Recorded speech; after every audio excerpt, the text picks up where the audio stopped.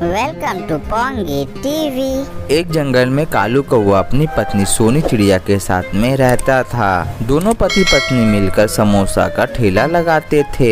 उनके समोसे इतने स्वादिष्ट होते थे कि दूर से पंछी आकर उनके समोसे खाते थे।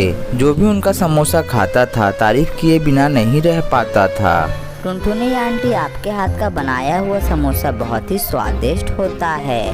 मैं तो शहर के सभी दुकानों को छोड़कर आपके ठेले पर समोसे खाने के लिए आती हूँ। हाँ पिंकी बेटा, हम लोग अपने समोसे में बहुत ही अच्छा सामान यूज करते हैं। कभी भी आपको शिकायत का मौका नहीं मिलेगा। तभी शहर से कालू कौवा का दोस्त कबूतर उसके घर आता है। सोनी चिड़िया कालू कौवा के समोसों की बिक्रियों को देखकर उसे जलन होने लगती है। मौका देकर बबलू कबूतर सोनी चिड़िया से कहता है, अरे भाभी, मैंने आपके जैसा और कालू का जैसा कभी भी बेवकूफ नहीं देखा। क्यों, क्या हो गया भैया? हमसे कोई गलती हो गई है क्या? हाँ, गलती हुई है। क्या जरूरत है आप लोगों को इतना महंगा सामान ग्राहकों को खिलाने की? शहर में मेरी भी समोसे की दुकान है, लेकिन मैं समोसे में इतना महंगा सामान यूज नहीं करता। फिर भी मेरे ग्राहक बहुत ज्यादा खुश है। वो हमेशा मेरी दुकान में आते हैं समोसा खाने के लिए। भैया, सस्ते सामान से बना हुआ समोसा अगर ग्राहकों को खिलाएंगे तो ग्राहक बीमार पड़ सकते हैं। नहीं भाभी, ऐसा कुछ नहीं होता है। आप लोग इतने दिनों से समोसे बिक्री कर रहे हो, लेकिन आप लोगों के पास घर भी नहीं है। और मुझे देखो, शहर में मेरा एक आलीशान घर है। मेरी बेटी तो इंग्लिश मीडियम में पढ़ती है और तुम्हारी बेटी तो अभी भी सरकारी स्कूल में ही पढ़ रही है भाभी। हाँ भैया, आप बिल्कुल सही कह रहे हो। आपकी बात में तो दम है। थोड़ा सस्ता सामान अपने समोसे में यूज करो, फिर पैसे कमाओ और पूरी जिंदगी आराम से रहो। फिर खुशी खुशी आपकी जिंदगी और कालू भैया की जिंदगी कट जाएगी। आप दोनों को अपनी बिटिया की शादी अच्छे घर में करनी है या नहीं? बबलू कबूतर की बात सुनने के बाद सोनी चिड़िया के मन में लालच आ जाता है। हाँ कालू भैया, आप बिल्कुल सही कह रहे हो।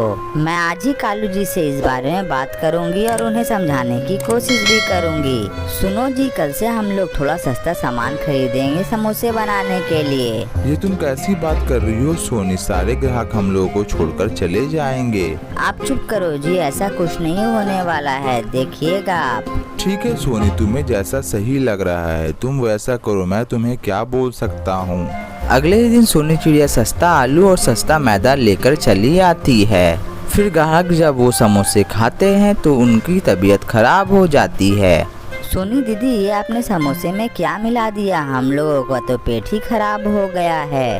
पहले तो आपके समोसे बहुत अच्छे होते थे, लेकिन अचानक आपके समोसे में आपने क्या मिला दिया है? अब से हम लोग कभी भी आपके दुकान में समोसे खाने के लिए नहीं आएंगे। देखा सोनी, सस्ते सामान यूज करने का नतीजा हमारे सारे ग्राहक भाग गए और साथ ही अपनी दुकान का नाम खराब हुआ। सो अलग। ये बातें कहने के बाद कालू कौवा गुस्से में वहाँ से चला जाता है। सोनी चिड़िया की दुकान से अब कोई भी ग्राहक उसके समोसे खाने के लिए नहीं आता है। सुबह से शाम हो जाती है, लेकिन उसके दुकान में कोई भी ग्राहक नहीं आता है। अरे चंपा कौवी, उधर कहाँ जा रही हो? आओ मेरे दुकान के समोसे खाओ। मेरे समोसे बहुत ही ज्यादा स्वादिष्ट है। तुमने तो कई दिनों से मेरी दुकान पर आना ही छोड़ दिया है। नहीं बहन, मुझे तुम्हारी दुकान के घटिया समोसे खाकर अपने पेट नहीं खराब करनी है। इससे पहले जब मैंने तुम्हारे समोसे खाए थे तो मेरी तबीयत इसी वजह से खराब हो गई थी। डॉक्टर के पास मेरे बहुत ज्यादा पैसे लग गए, तब जाकर मेरी तबीयत ठीक हुई है। फिर से मैं वही गलती नहीं करूँगी। तुम अपने समोसे अपने पास रखो, मैं तुम्हारे समोसे नहीं खाऊंगी। देखते ही देखते कुछ दिन निकल जाते हैं और सोनी चिड़िया की दुकान बंद हो जाती है।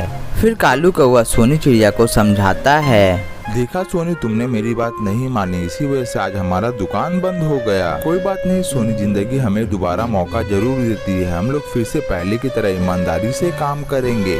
उसके बाद कालू कौवा सोनी चिड़िया पहले की तरह ईमानदारी से अच्छे सामान मिलाकर समोसे बनाने लगे। धीरे धीरे करके उनकी दुकान पहले की तरह चलने लगी। फिर वो लोग खुशी खुशी अपना जीवन जीने लगे। और ये सुंदर सी कहानी यहीं पर समाप्त हो जाती है। ये कहानी से हमें ये सीख मिलती है कि हमें लालच नहीं करना चाहिए। लालच बुरी बला होती है।